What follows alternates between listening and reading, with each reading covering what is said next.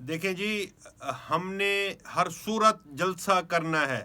میں آپ کو بتاتا چلوں، انہوں نے ہمارے ایم این اے کے جو کینڈیڈیٹ تھے، جو فارم 45 کے حساب سے جیتے ہوئے تھے، افضل پہاٹ، ان کو گرفتار کر لیا۔ ہمارے سیکرٹری جنرل ہیں جو سلیمان اکرم راجہ صاحب کو گرفتار کرنے کی ناکام کوشش کی، ان کے گھر پہ ریڈ کیا۔ انہوں نے لاہور پورے میں کنٹینر پہنچا دیے۔ یہ جس طرح کی بھی فستائیت کریں، یہ جس طرح کا بھی جبر کریں، آج ہمیں خان صاحب نے اڈیالہ سے حکم کر دیا ہے کہ آپ نے ہر صورت جلسہ کرنا ہے، چاہے آپ کو مرنا بھی پڑے۔ آپ نے پورے پاکستان کی جیلیں بھر دینی ہیں۔ وہ کہتے ہیں کہ میں بھی تو بیٹھا ہوں نا آپ کے سامنے 13 مہینے سے، میں بھی تو تقریباً 1.5 سال ہونے کو آ گیا ہے جیل میں بیٹھا ہوں۔ اگر آپ کو جیل ہو جائے گی تو کوئی فرق نہیں پڑتا۔ تو ہم نے جواب دیا، خان صاحب ہم نے بھی آپ کے لیے، آپ کی ذات کے لیے، آپ کے کاز کے لیے، آپ کے ویژن کے لیے، پاکستان کے لیے، عوام پاکستان کے لیے، پاکستان کی فلاح کے لیے جیلیں بھگتی ہیں۔ میں نے اپنی مثال دی ہے کہ خان صاحب آپ کی بیرک کے ساتھ والی بیرک میری تھی۔ باقی جہاں تک آپ کا بات ہے جلسے کی، تو آج علیمہ خانم صاحبہ نے بھی عمران خان کا پیغام باہر میڈیا پہ آ کے بھی پہنچایا ہے کہ آپ چاہے مر بھی جائیں تو جلسے میں پہنچنا ہے۔ اس لیے میں سمجھتا ہوں کہ اب ہمیں یہ ہر صورت میں کرنا ہے۔ عمران خان نے جب کہہ دیا، ان کا حکم چلنا ہے، ان کا این او سی چلنا ہے، ان کی طرف سے کسی این او سی کو ہم قبول نہیں کریں گے۔ ہم نے خان صاحب سے این او سی لے لیا ہے، انہوں نے کہا ہے آپ نے ہر صورت جلسہ کرنا ہے۔ اب دیکھ لیے گا، جینا ہوگا مرنا ہوگا، جلسہ تو کرنا ہوگا۔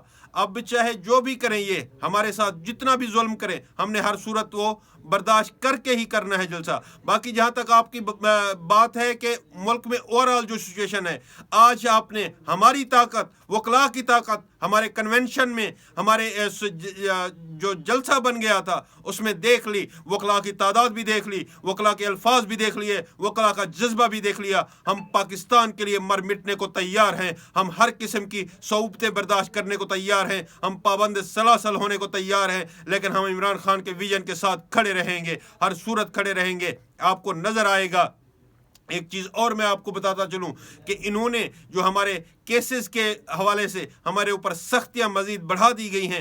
آج عامر فاروق صاحب نے جو فیصلہ دیا ہے اسلام آباد کے 3 حلقوں کے حوالے سے، جس میں شعیب شاہین صاحب، عامر مغل صاحب، علی بخاری صاحب کا حلقہ آتا ہے، NA46، NA47، NA48، اس کے حوالے سے پچھلے 2 ماہ 8 دن اس کو ٹریبیونل کو روکے رکھا۔ آج تقریباً 6 مہینے ہونے کو ہیں۔ آئین اور قانون میں 6 مہینے میں آپ نے فیصلہ کرنا ہوتا ہے، یعنی ٹریبیونل میں فیصلہ کرنا ہوتا ہے۔ اگر آپ 2 مہینے اور 8 دن ایک چیف جسٹس اسلام آباد ہائی کورٹ عامر فاروق صاحب روک کے بیٹھ جائیں گے تو پھر کس طرح پروسیڈنگ سٹارٹ ہوگی، کس طرح قانون پہ عمل ہوگا، کس طرح اس کے کیسز کے فیصلے ہوں گے۔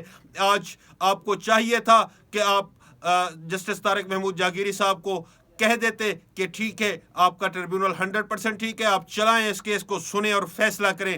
مگر آپ نے کیا کیا؟ آپ نے الیکشن کمیشن کا فیصلہ تو کالعدم قرار دے دیا، لیکن ساتھ میں ریمانڈ بیک کر دیا۔ الیکشن کمیشن کو کہا کہ 151 کے حوالے سے آپ اس کو ڈیسائیڈ کر لیں۔ اور بھائی اگر انہوں نے ڈیسائیڈ کرنا ہوتا تو ہم آپ کے پاس کیوں آتے؟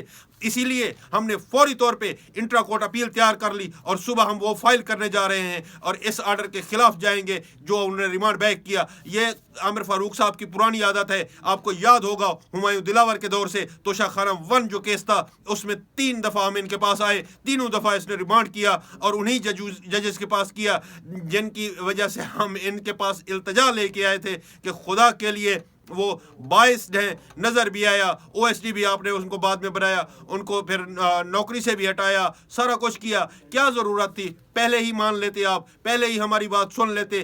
اس کے بعد بھی آپ کو نہیں عقل آئی، نہیں سمجھ آئی، آپ نہیں سیکھے۔ میں سمجھتا ہوں کہ آپ کو آج 2 ٹوک الفاظ میں اور واضح فیصلہ دینا چاہیے تھا، جو آپ نے نہیں دیا۔